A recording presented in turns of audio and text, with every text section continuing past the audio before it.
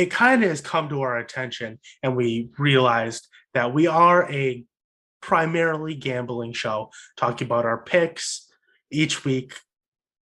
But right now, although we are kind of going through the waves of states legalizing sports betting, not everyone is in a place right now where they can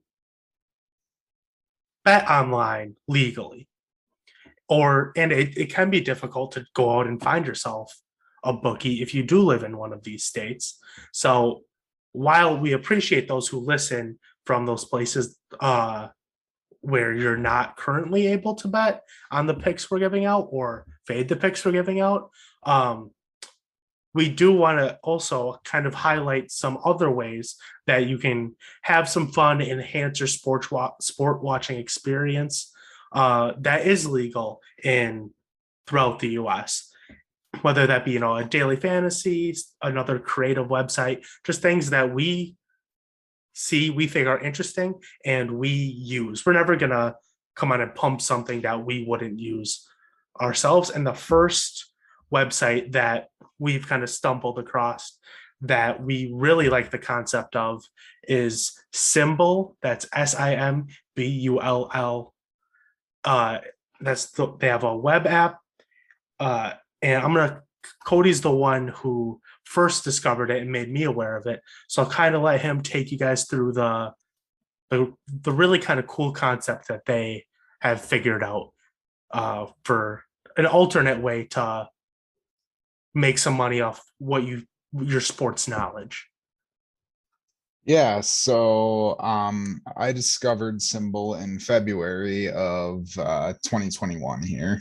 Um, Kind of right after the Super Bowl. I don't know. It was just kind of a dull time for sports betting. I was kind of I mean, you have the NBA, but as y'all know, I'm not a big NBA better. So I was just trying to find something so I could get a little gambling action. And yeah, so I stumbled across Simbull. So basically what Simbull is, it's kind of a cross between sports betting and investing. So you can invest or buy one share of any NFL, MLB, NBA, and they recently just added college football team. So you can buy one share, and now how you make money would be, so like let's say you buy one share of the 49ers. So right now that costs you $55.63. It would cost you if you were to buy it. And for every game they win, you get paid what is essentially a dividend on that win of 50 cents. So now 50 cents applies to NFL, but because there's so many games in NBA and MLB, there's different payout structures for that. So NBA, you get 10 cents per win, and then MLB, you get 5 cents per win, which again makes sense because there's 10 times more MLB games than there are football games. So you get paid 10 times more for football because you have that many less games. But yeah, so you can buy and sell shares at any time. Right now, each team is capped off at 100 shares per team. I'm sure as they expand, they would, as more players become familiar with Simbull and want to give it a try, I'm sure they'll have to introduce more shares into the market eventually. They do have a system where they say as they grow, they will be introducing more shares into a market, but they kind of on their website are assuring all their users that when that happens, they'll announce how many shares they're going to introduce and when that's going to happen. And I think they're going to try to give plenty of heads up to the existing users on when that's going to happen. Because obviously, if the amount of shares available for the Chargers doubles, that's going to kind of affect it. So you don't really. It's good that you wouldn't get blindsided by that. But yeah, currently Right. 100 shares per team. Um, so now if, so now again, it's really all about investing. So you kind of want, the whole goal of it, I think, is to buy teams that you feel are undervalued. Now, let's say you want to buy the Chiefs because, you know, they got Mahomes, they got Tyreek Hill, they got Travis Kelce locked into deals. Like, you're like, okay, this team is going to win games for the foreseeable future. You know, they're going to win games. Well, that share is going to cost you $60 a piece right now.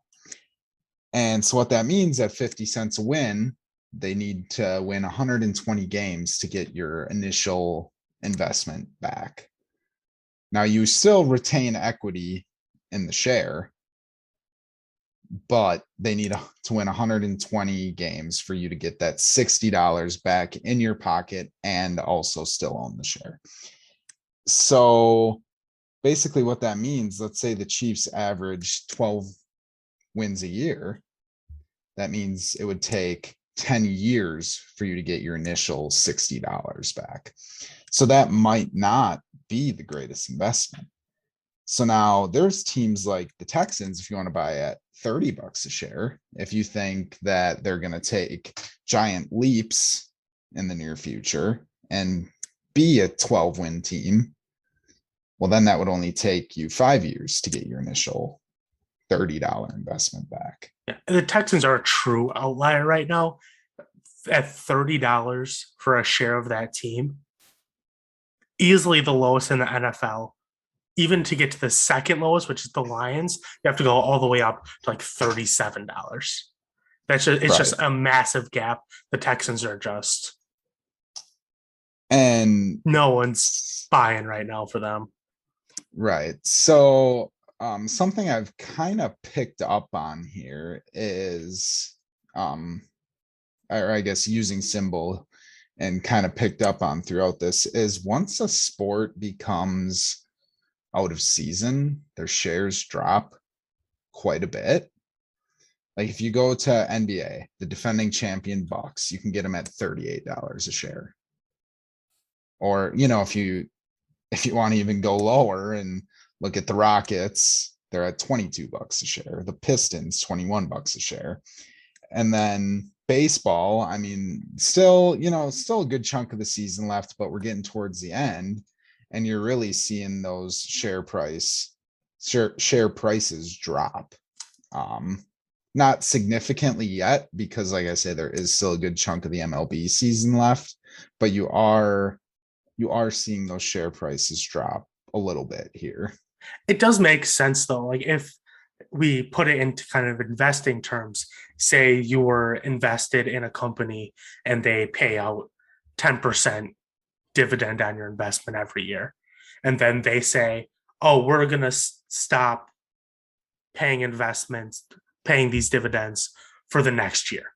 We're not going to pay them next year, but we're going to pick it up the year after that.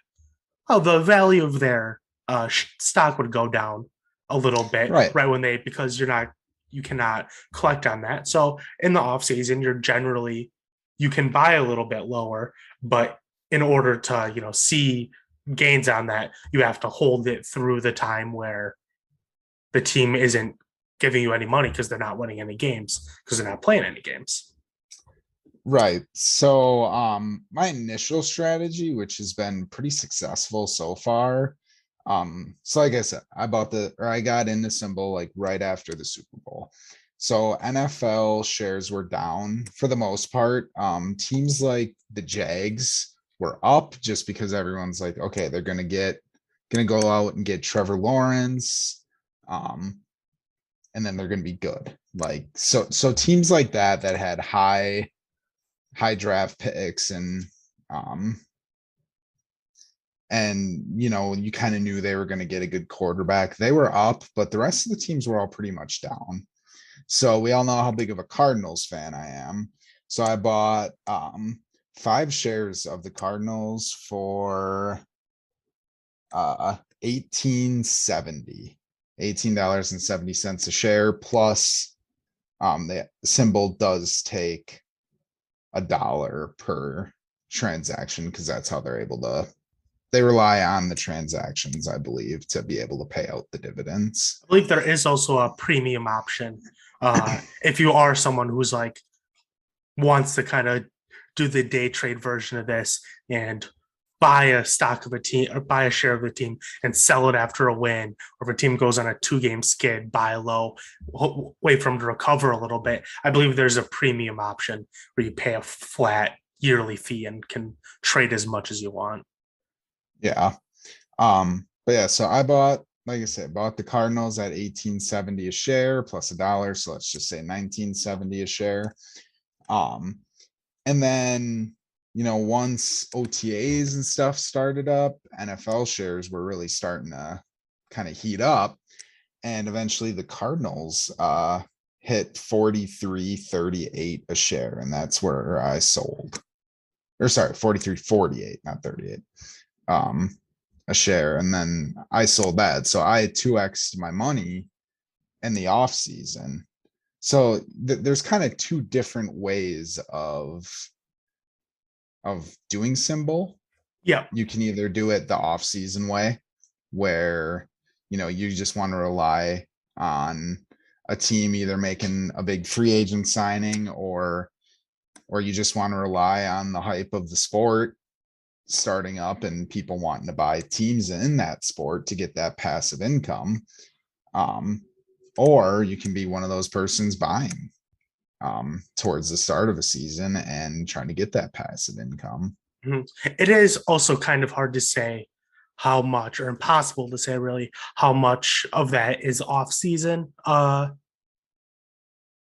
change versus Simbull kind of getting more members. That's Right. naturally going to drive the prices up, because I think even during the season last season we weren't hitting the numbers that we're seeing right now for the NFL teams. Right. And I do think we're getting to the point where there are enough buyers that I wouldn't be surprised if there's more shares released, because we are getting to the point now where pretty much any team you buy, you're not seeing 100% return on your money for at least double-digit years. Mm-hmm. Yeah. So there are kind of like you mentioned, there's kind of two outlooks. You could kind of like Cody did, you can look for it, and you can do this in the short or long term. Say, I'm going to buy this share of a team and I want to make money based on how I think their share price is going to move. You say, I want to buy them at $45, and I think at the end of the season that they're going to be up at $60. So I'm going to buy them the off season, and I think they have good draft. They have a lot of draft picks, or I think they're going to make some free agent moves that's going to make their share more valuable. Or you can kind of take the look and see, well, who do I think is value to get wins based on the price of their share currently? And that's kind of the viewpoint that I took a look at. So, not to get too analytical with it, but what I did is I went through all 32 teams and I took down what the ask price was for their share. Basically, there's someone who owns a share that is saying, hey, I'll sell it to you for this amount. So that's the amount you could buy that share for today if you wanted to. So I took that amount, and then I went and looked at the win totals as we kind of went over the win totals in our last few shows. I took the win totals for all the teams. So kind of taking my bias out of it, saying, hey, here's what Vegas is saying, how many games these teams are going to win this year. And then I also looked at kind of Super Bowl odds, playoff odds, conference championship odds, because there is a bonus if the team you own makes the playoffs, because that's more games that they get to play. More games they get to play, that's more chances to win and get that 50-cent payout for winning. So I said, who do they think, how many playoff games do we think is going to win? So basically, if you go exactly by the odds, and this is obviously not how it's going to happen, but I didn't want to add any of my bias into it. If you go just by the odds, they're saying the Chiefs would win 3 playoff games, the Packers, Bucks, and Bills would win 2 playoff games, and the Rams, 49ers, Ravens, and Browns would win 1 playoff game. That's kind of what the odds would be telling you. Obviously, it would be higher for both Bucks and Chiefs, but that's who would be projected to get the 1 seed, which in this situation, maybe you wouldn't want your team getting the 1 seed. You'd rather them get the 2 seed and get to go against that 7 seed because that's an extra game that the 1 seed doesn't get to play. So basically, I took those. So use that to kind of say, project how many wins we're looking for at this season, and then divide that by their current ask price to kind of give you your percent return just for like the 2021 season from September through the Super Bowl. And so the highest projected for that would be the Packers, actually, which makes some sense because this year they should be pretty good, but you could see how there would be some fall off after this year. Right. Like it's possible you buy them, they do win a good amount of games, like 12 and a half, like the odds would project. And then immediately after the season, Rodgers is like, all right, we had like fun with our last dance thing, but I am truly out, and their price would plummet right away. So that'd be kind of it might not matter if the amount you spent at the start dips all the way down right at the end of the season. Doesn't matter how much they win because you're not going to recoup that amount. So it goes, the top ones are Packers, Chiefs, Bucks, Bills, Colts, Rams, 49ers, Ravens, Cowboys. That's saying for this year, those are the ones you could make the most on. And it kind of makes sense. You kind of have your high-end teams up there that are, because you're looking just for wins for just this 1 year. This is looking very short term because there's teams like the Jaguars who seem like they would have a lot of a future, but that might not translate into wins this year. Right. So, and then your bottom teams, I think that's interesting, is your Bengals, Lions, Texans, Jets, Jaguars, Bears, which not a lot of projected, relatively cheap still. The Bengals are abysmal. You're looking at about a 5% return on investment with the Bengals because they are, they're the 4th most expensive team on Simbull right now, and their win total is still only 6.5. So, obviously, a lot of people projecting long term to the future with that one. But for this year, that'd be one you would want to hang on to long term. And frankly, I don't really see the value in buying them at $56 right now. Yeah. So then I decided, all right, I did my analytics. I took my biases out. Now let's take those same biases and put them right back into it. And I said, let's go long term with it. What do I think? Who would I want to hold for 5 years? Let's say. I think that's about the max amount you could try to project a team's success. Because any further than that, it would be possible to know how many who's even on the team. There could be so much turnover past 5 years. So what I did is I basically took year 1 is exactly the same as it was from the original calculation I made, and then I kind of took I graded teams on, kind of give them a multiplier based on how bright I think their future is. So I think the highest one I gave was a 1.4 or 1.5. I gave the Bengals a 1.5. I think over the next 5 years, Burrow, they have a lot of young pieces. I think they are, and obviously when you can see the prices on it, a lot of people agree with that they have a very bright future. I think the Chargers and Cardinals are both in the 1.4 range. They're very bright futures, a lot of young pieces. And then teams that I didn't really think, like the Packers and Bucks, old quarterbacks you think are going to be out pretty soon. Decent cores, but you really don't know what the future holds for them. Seahawks and Saints kind of in similar boats. They're down closer to like 0.7 ish. I think the next 5 years are less than they would be. But then you get to teams like the Lions. Like the Lions, I kept at a dead one. Like obviously the future is not that bright for the Lions, but they're already down at 5 wins this year. So there's not exactly a ton of room to go down. So it's kind of, and that's kind of thing that hurts the Packers and Bucks too. Their win totals this year are so high that there's really only room for them to go down. Yeah. So based on that, over 5 years, there's actually 4 teams that I've projected that you can make a 50% return on investment just from your dividends, your win payouts. And it's the 49ers, the Cardinals, the Chargers, and surprise, surprise, the Steelers. And then the kind of on your other end, I think the teams that there's 3 teams that come in at the bottom with like a 27% return on investment. And those are the Raiders, Eagles, and Lions. You're just not going to get a whole lot of win payouts with those teams. But I don't want to just be painted as the